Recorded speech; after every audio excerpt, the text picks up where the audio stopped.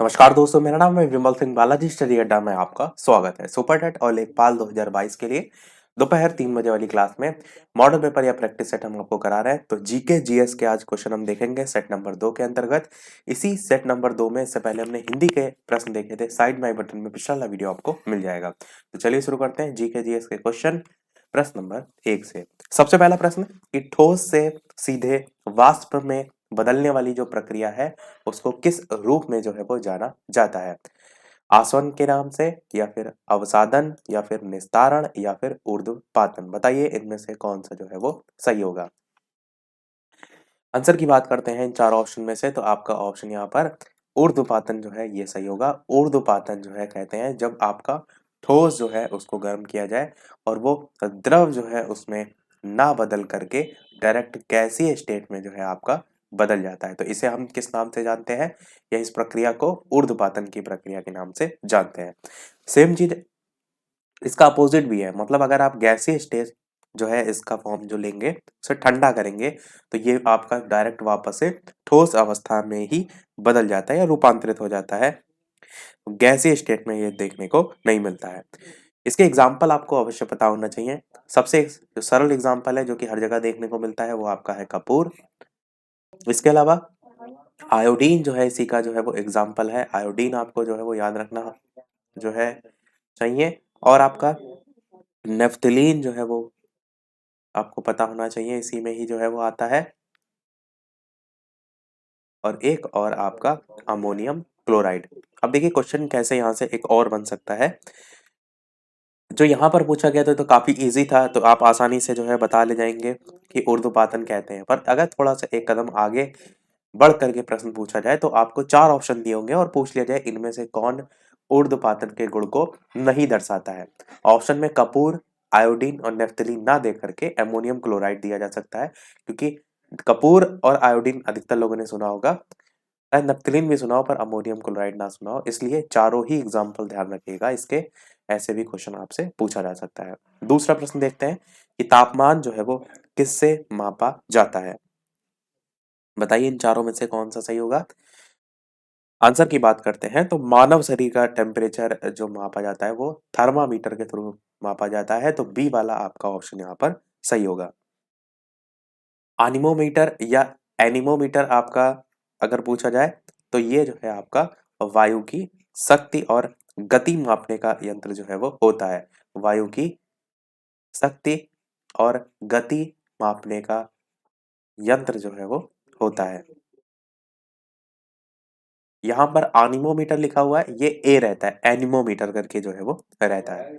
भूकंपमान नाम से ही स्पष्ट है, भूकंप का पता लगाने का यंत्र है। बैरोमीटर आपका बहुत पूछा जाता है, तो बैरोमीटर आपका वायुमंडलीय दाब, प्रेशर आपको याद रखना है, वायुमंडलीय दाब मापने का यंत्र है। कल वाली जो शाम के 8 बजे वाली क्लास थी उसमें हमने आपको बताया भी था कि बैरोमीटर में बोरा वर्ड पकड़िए, और इसकी खोज किसने की थी, तो टॉरी सीली ने। जैसे हम बोरा को सिलते हैं तो तागा सिलते हैं, जैसे टॉरी सीली, आपको याद होगा ट्रिक में हमने देखा था। चलिए देखते हैं हमारा अगला प्रश्न कि ताप की एसआई इकाई जो है वो क्या होती है। फैराडे, वाट, जूल, केल्विन। बताइए कौन सा इनमें से सही होगा। एक ना एक इकाई से आपका प्रश्न पूछ ही लिया जाता है, तो इकाई तो आपको एसआई मात्रक सीजीएस पद्धति में ये सब जो है अवश्य पता होना चाहिए। आंसर की बात करते हैं तो ताप की एसआई इकाई जो है वो केल्विन जो है वो होती है। के से इस प्रकार से इसे हम दर्शाते भी हैं। अगला देखते हैं आपका कि भारत के उपराष्ट्रपति किस निर्वाचक मंडल द्वारा जो है वो चुने जाते हैं। राज्यसभा के निर्वाचित सदस्यों, लोकसभा और राज्यसभा के निर्वाचित सदस्यों, या फिर संसद और राज्य विधानमंडल जो है उसके सदस्य, या संसद के दोनों सदनों के सदस्य। बताइए कौन सा इनमें से सही होगा भारत के उपराष्ट्रपति के संदर्भ में। चलिए आंसर की बात करते हैं। ये ध्यान रखना है आपको कि ऑप्शन बी वाला यहाँ पर सही होगा, लोकसभा और राज्यसभा के निर्वाचित सदस्यों के द्वारा। उपराष्ट्रपति का निर्वाचन संसद के दोनों सदस्य जो है उनके जो सदस्य हैं वो मिलकर बनने वाला एक निर्वाचक गण होता है। उसके द्वारा एक पद्धति होती है, अनुपातिक प्रतिनिधित्व पद्धति। उसके अनुसार एकल संक्रमणीय मत के द्वारा जो है वो होता है। साथ ही साथ आपको ये भी पता होना चाहिए। ऐसे में जो निर्वाचन होता है वो आपका गुप्त होता है। और उपराष्ट्रपति संसद के किसी भी सदन का या किसी राज्य के विधानमंडल के किसी सदन का सदस्य जो है वो नहीं होता है। आपसे ये भी पूछ लिया जाता है कि उपराष्ट्रपति के लिए एज कितनी चाहिए होती है, तो 35 वर्ष की आयु पूरी कर चुका हो। राज्यसभा जो है उसका सदस्य निर्वाचित होने के लिए अर्हता उसके अंदर होनी चाहिए, भारत का नागरिक होना चाहिए। चलिए देखते हैं हमारा अगला प्रश्न कि पेरू की राजधानी जो है वो क्या है? ब्राजीलिया, मॉन्टेविडियो, लिमा या फिर आसुन लियोन? कौन सा इनमें से जो है वो सही होगा? पेरू की, ऐसे आपसे किसी भी इंटरनेशनल जो है स्तर पर आपसे किसी की भी राजधानी भी पूछी जा सकती है जो अधिकतर चर्चा में रहता है, तो आपको ये भी पता होना चाहिए। आंसर की बात करते हैं तो आपका आंसर यहाँ पर लिमा जो है वो सही हो जाएगा। लीमा करके लाम में बड़ी की मात्रा लगी रहती है, वैसे भी लिखा जाता है। लिमा जो है ये पेरू का सबसे बड़ा जो है वो नगर है, ये भी आप याद रख सकते हैं। अगला देखते हैं आपका, भारत में अपील की सर्वोच्च अदालत जो है वो कौन सी है? संसद है, उच्च न्यायालय है, सुप्रीम कोर्ट है या फिर विधान सभा है? अपील अगर करना है भारतीय संविधान के अनुसार तो सबसे ऊंचा इसमें से क्या है? तो बिल्कुल आपका सुप्रीम कोर्ट जो है वो सही होगा। उच्च न्यायालय जो है इससे उच्च न्यायालय को कहते हैं हाई कोर्ट और सुप्रीम कोर्ट को कहते हैं उच्चतम न्यायालय। ये जो है वो हिंदी में होता है। तो उच्च न्यायालय जो है ये हाई कोर्ट होता है और जो सुप्रीम कोर्ट है ये उच्चतम न्यायालय होता है। हिंदी के टर्म्स में जो है वो कंफ्यूज आपको नहीं होना है। और उच्चतम न्यायालय जो है इससे संबंधित अनुच्छेद आपको पता होना चाहिए। तो 124, आपने गाना भी सुना होगा 1 2 का 4, बस यही आपका है उच्चतम न्यायालय जो है इससे संबंधित अनुच्छेद। इसमें गठन को लेकर बात जो है वो की गई है। अगला, दक्षिण अफ्रीका की मौद्रिक इकाई जो है वो क्या है? पाउंड है, डॉलर है, रैंड है या रुपया है? बताइए कौन सा सही होगा? दक्षिण अफ्रीका की अगर करेंसी आप देखेंगे तो उसमें जैसे हमारे यहाँ महात्मा गांधी जी छपे रहते हैं, उसमें देखेंगे तो आप एनिमल्स जो है उनकी पिक्चर रहती है, जैसे गैंडा हो गया, शेर हो गया, इस तरीके से। तो मौद्रिक इकाई क्या है? तो रैंड आपकी है, सी वाला आपका ऑप्शन यहाँ पर जो है वो सही होगा। पूरा नाम है दक्षिण अफ्रीकी रैंड। अगला प्रश्न आपका, कौन सा देश पृथ्वी के निचली देश जो है वो कहा जाता है? Spain, Holland, Italy, Hungary? निचली ना कह करके निचला देश आप कहिए तो ज्यादा बेहतर होगा। बताइए कौन सा देश पृथ्वी का निचला देश जो है वो कहा जाता है? साथ ही साथ वीडियो पसंद आए तो लाइक और शेयर जरूर करते रहिएगा। इस तरीके से प्रश्नों की प्रैक्टिस हम कर रहे हैं दोपहर के 3 बजे की क्लास में, और शाम के 8 बजे वाले में हम topic wise video super TET के लिए जो है वो देख रहे हैं। तो लाइव आकर भी वीडियो आप देख सकते हैं। तो स्पेन, हॉलैंड, इटली और हंगरी में से कौन सा जो है वो इनमें से सही होगा? चलिए आंसर की बात करते हैं। तो आपका ऑप्शन यहाँ पर, तो आपका आंसर यहाँ पर सेकंड वाला यहाँ पर हॉलैंड, या ऑप्शन में अगर नीदरलैंड देखने को मिले तो वो भी सही होगा। तो बी वाला आपका सही होगा। और ये नाम जो है वो क्यों पड़ा है? तो ये नाम समुद्री सतह से इसकी कम ऊंचाई के कारण जो है वो पड़ा है। अगला देखते हैं आपका, भारत के संविधान का कौन सा अनुच्छेद संशोधन की जो प्रक्रिया है उसके साथ जो है वो संबंधित है? अनुच्छेद 360 या फिर 362 या फिर 368 या 367? 67 बताइए कौन सा इनमें से सही होगा? संविधान संशोधन की प्रक्रिया, सबसे पहले तो आपको ये पता होना चाहिए कि किस भाग में आती है। तो आपका भाग 20 में जो है वो आती है, ये इस चीज को रट के रखिएगा। भाग 20 में आपका जो है संविधान संशोधन जो है वो की प्रक्रिया आती है। अगर बात करें ऑप्शन में से कि कौन सा अनुच्छेद है, तो अनुच्छेद 368 आपका सी वाला ऑप्शन जो है वो यहाँ पर सही होगा। और तो बस यही दोनों पॉइंट ध्यान रखिएगा। बढ़ते हैं अगले प्रश्न की तरफ। अगला है, दुनिया में सबसे बड़ा रेगिस्तान कौन सा है? सहारा, गोबी, कालाहारी या थार? बताइए कौन सा सही होगा? आसान सा जो है आपका प्रश्न है, आसानी से आप जो है वो कर लेंगे। आंसर की बात करते हैं तो आपका ऑप्शन यहाँ पर सहारा रेगिस्तान जो है वो सही होगा। अब सहारा रेगिस्तान के बारे में आपको ये पता होना चाहिए कि किस महाद्वीप में जो है ये आता है। तो अफ्रीका महाद्वीप में जो है ये आता है। अफ्रीका महाद्वीप का जो उत्तरी भाग है उसमें आपका स्थित है सहारा रेगिस्तान, और ये क्षेत्रफल में सबसे बड़ा जो है वो रेगिस्तान है।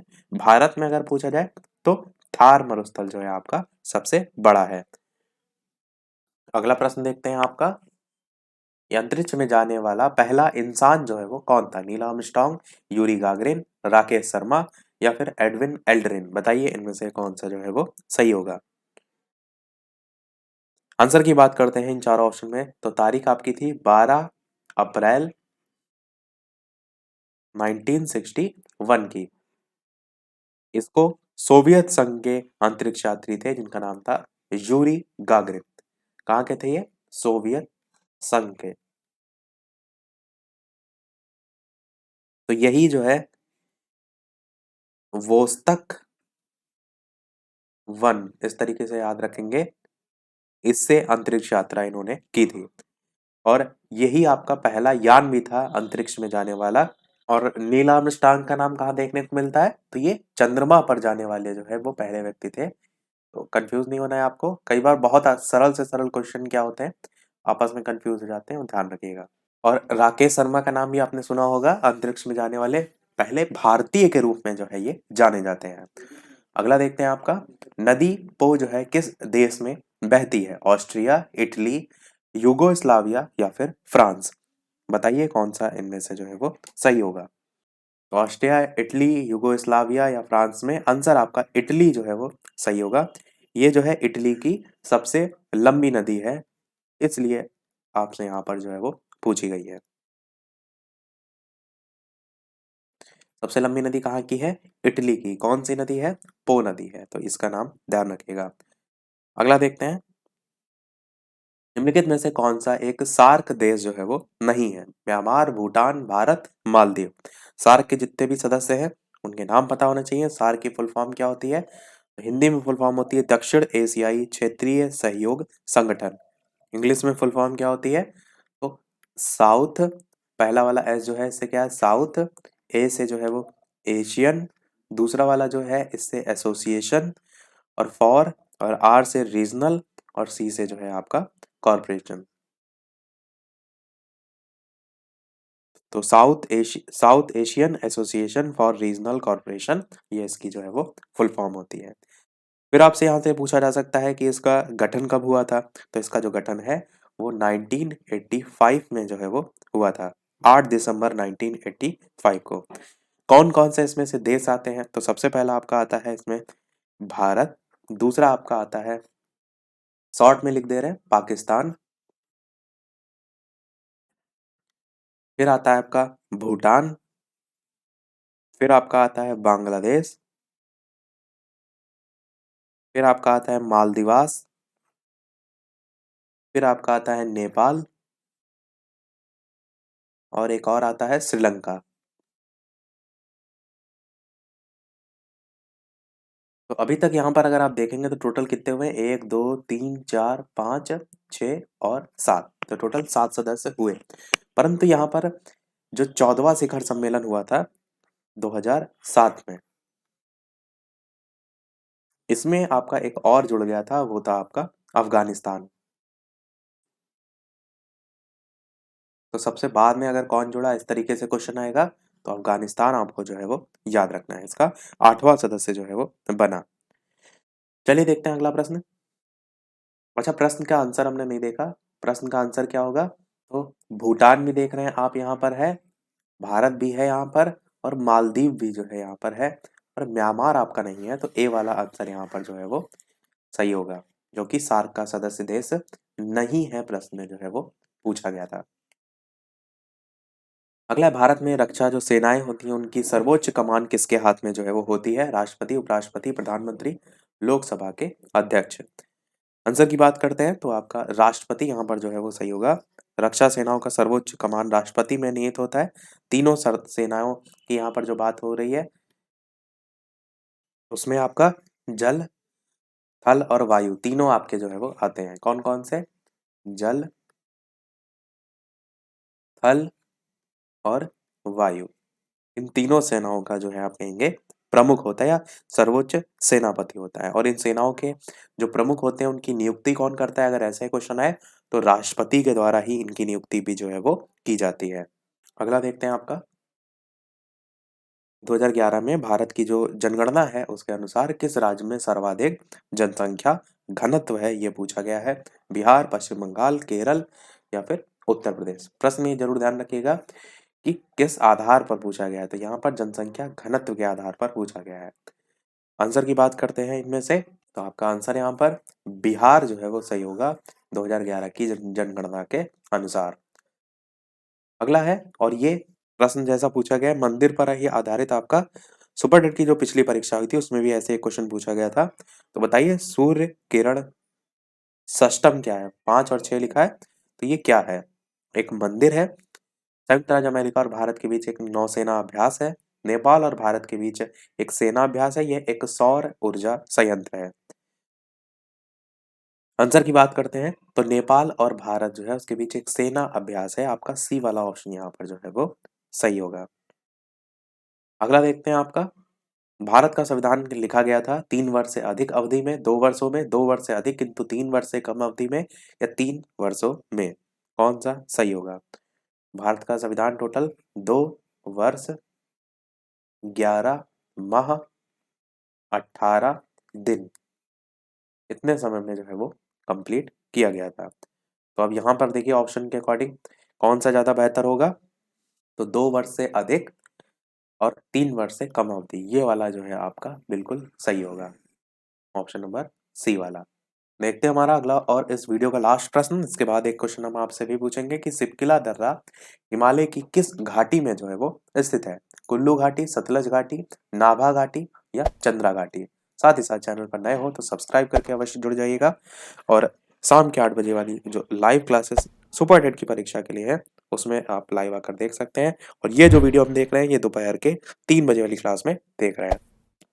टेलीग्राम चैनल से ना जुड़े हो तो लिंक आपको डिस्क्रिप्शन में मिल जाएगी, सर्च करके भी जुड़ सकते हैं। आंसर की बात करते हैं, तो आपका आंसर यहाँ पर बी वाला, यहाँ पर सतलज घाटी जो है वो सही होगा। सिपकिला दर्रा हिमालय की किस घाटी में है? सतलज घाटी में स्थित है। सभी प्रश्न हुए हमारे समाप्त। अब एक प्रश्न आपके लिए भी, जैसे कि सभी वीडियो में हम आपसे एक ना एक प्रश्न पूछते हैं, तो इस वीडियो का आपके लिए प्रश्न है, इसका आंसर वीडियो के मेन कमेंट में टाइप करके आपको बताना है कि भारतीय संविधान में कितने मूल कर्तव्य दिए गए हैं? 11, 8, 9 या फिर 10? इन चारों में से कौन सा सही होगा? अपना आंसर वीडियो के मेन कमेंट में टाइप करके बताइएगा। लाइव टाइमिंग दोपहर के 3 बजे, शाम के 8 बजे की है। लाइव आकर भी वीडियो आप देख सकते हैं, प्रश्न की प्रैक्टिस कर सकते हैं। तो आज के वीडियो में इतना ही रखते हैं, मिलते हैं अगले वीडियो में कुछ नए प्रश्नों के साथ, नए टॉपिक के साथ। तब तक के लिए नमस्कार, जय हिंद।